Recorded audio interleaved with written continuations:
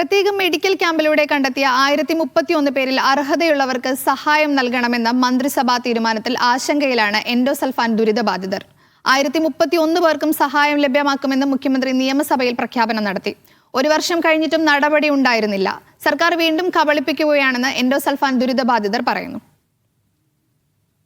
2017 നടത്തിയ പ്രത്യേക മെഡിക്കൽ ക്യാമ്പിലൂടെ കണ്ടെത്തിയ 1031 പേർക്കും കാസർഗോഡ് പാക്കേജിൽ ഉൾപ്പെടുത്തി സഹായം ലഭ്യമാക്കുമെന്നായിരുന്നു 2024 ജൂലൈ 10 മുഖ്യമന്ത്രി നിയമസഭയിൽ പ്രഖ്യാപിച്ചത്. മന്ത്രിസഭാ യോഗം ചേർന്ന് എടുത്ത തീരുമാനത്തിൽ അതിലൊരു വരി കൂട്ടിച്ചേർത്തു. അർഹതയുള്ളവർക്ക്, അർഹതയുടെ മാനദണ്ഡം എന്തെന്ന് പറയുന്നില്ല. കാരണം അതിനകത്ത് അർഹതയുടെ പേരെ പറയേണ്ട ആവശ്യമില്ല. കാരണം 1031 പേരും നേരത്തെ 17 ലിസ്റ്റിൽപ്പെട്ടവരാണ്. അപ്പോൾ പുതിയൊരു മാനദണ്ഡം പിന്നെ അതിന് വരേണ്ട കാര്യമില്ല. അത് ഒരു ചതിവായിട്ട് കാണുന്നു. മുഖ്യമന്ത്രി പ്രഖ്യാപനം നടത്തിയിട്ട് 1.5 വർഷം കഴിഞ്ഞിട്ടും ഇതുവരെയായി സൗജന്യ ചികിത്സ പോലും ലഭിച്ചിട്ടില്ല.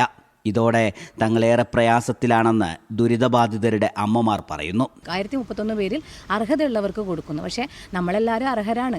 ഞങ്ങളെ കുട്ടികളെ ഞങ്ങളല്ല എടുത്തത്. അവർ 2017 ക്യാമ്പിന് നമ്മൾ പോയപ്പോൾ ലിസ്റ്റിൽ പെട്ടിട്ടുണ്ട് നിങ്ങളെ കുട്ടി, ഇപ്പോൾ എൻ്റെ അനിയൻ സജിത്ത് പെട്ടിട്ടുണ്ട് എന്ന് തന്നെ പറഞ്ഞു. അതുപോലെ നമ്മൾ ഈ അമ്മമാരോട് ഓരോരോട് അവരെ കുട്ടികൾ പെട്ടിട്ടുണ്ടെന്ന് പറഞ്ഞതാണ്. എന്നിട്ടും ഒന്നും കാണാതായപ്പോൾ ഞങ്ങൾ അന്വേഷിക്കുമ്പോഴാണ് നമ്മൾ ലിസ്റ്റിൽ തന്നെ അപ്രത്യക്ഷമായത്. 2017 ഏപ്രിൽ 5 മുതൽ 9 വരെ 5 സ്ഥലങ്ങളിലായി നടന്ന പ്രത്യേക മെഡിക്കൽ ക്യാമ്പിലാണ് 1905 പേരെ പട്ടികയിൽ ഉൾപ്പെടുത്തിയത്. എന്നാൽ പിന്നീട് ഈ പട്ടിക 287 വെട്ടിക്കുറച്ചു. ഇതോടെ ദുരിതബാധിതർ സമരത്തിനിറങ്ങി. ആദ്യം 76 പേരെയും രണ്ടാമത് 511 കുട്ടികളെയും പട്ടികയിൽ ഉൾപ്പെടുത്തി.